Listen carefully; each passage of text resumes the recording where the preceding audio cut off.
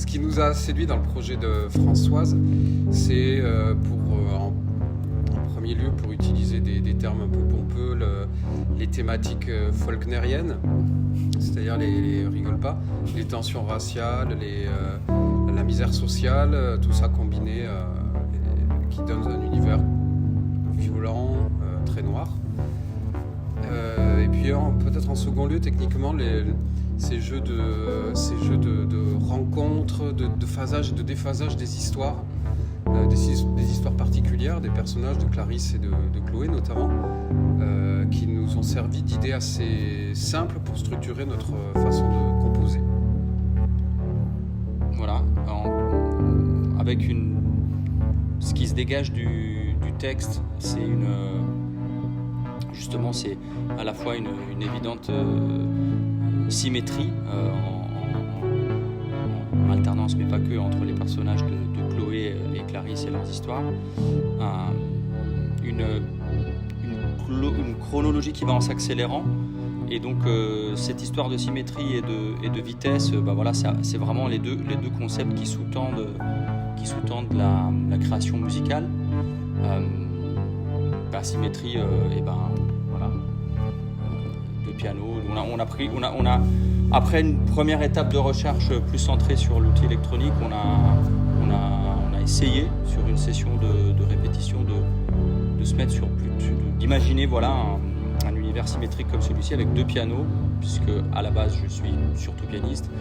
mais aussi d'autres éléments percussifs, dont le tom extrait du batterie, qui est l'instrument qu'il pratique le plus. Et du coup, avec une écriture axée sur un certain minimalisme à la recherche de timbres et de superposition de vitesse.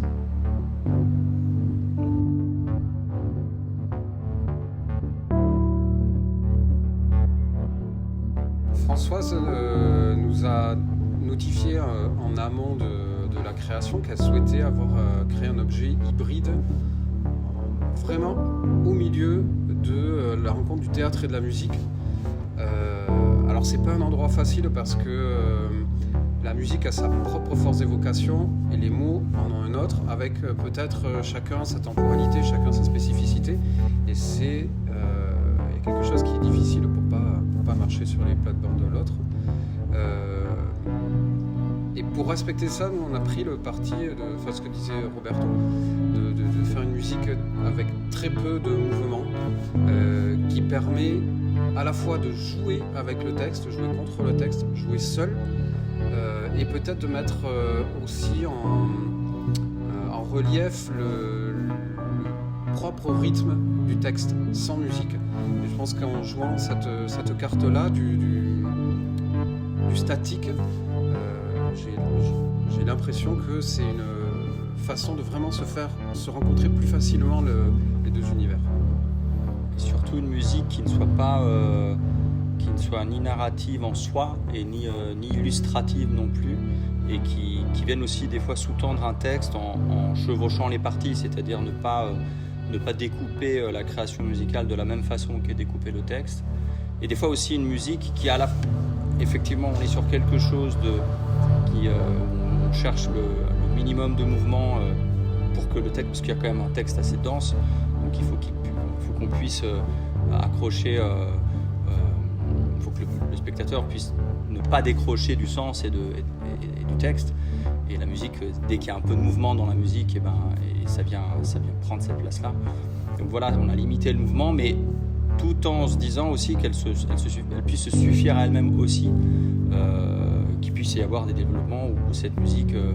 elle puisse prendre une place plus comment dire, sans qu'il y ait forcément le texte par-dessus.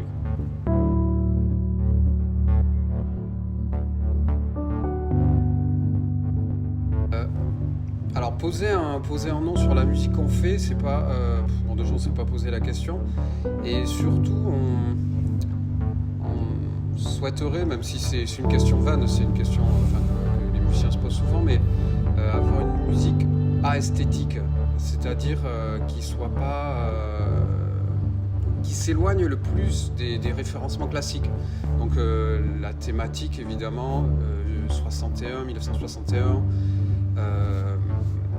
la culture afro-américaine, ça pourrait renvoyer effectivement au jazz. Alors qui plus est, socialement, nous deux, on est quand même aussi associés à ce réseau-là en France. On a quand même voulu s'éloigner de ça et plutôt prendre le texte comme une sorte d'abstraction duquel on a, pour répéter ce qu'on a dit déjà, duquel on a extrait un rythme, une texture et des jeux de symétrie et de parallèle. Plus qu'une esthétique. Ouais, voilà, à la rigueur, associé à ça, on peut peut-être décrire un peu l'instrumentarium, ce qui peut peut-être donner quelques pistes, mais voilà, il y a 2 pianos, 3, la plupart du temps préparés, ce qui veut dire qu'il y a des objets entre les cordes, et donc le son du piano on est modifié, ça devient, on le fait beaucoup plus pencher de son côté instrument à percussion que de ce qu'on connaît le plus du piano, c'est-à-dire un instrument harmonique et mélodique,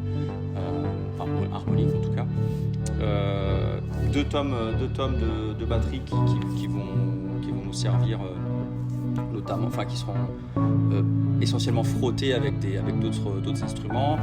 une sitar, outil électronique. Donc voilà, déjà là on voit que on n'est pas sur du piano batterie où il manquerait plus qu'une basse et on fait tourner quoi. Voilà.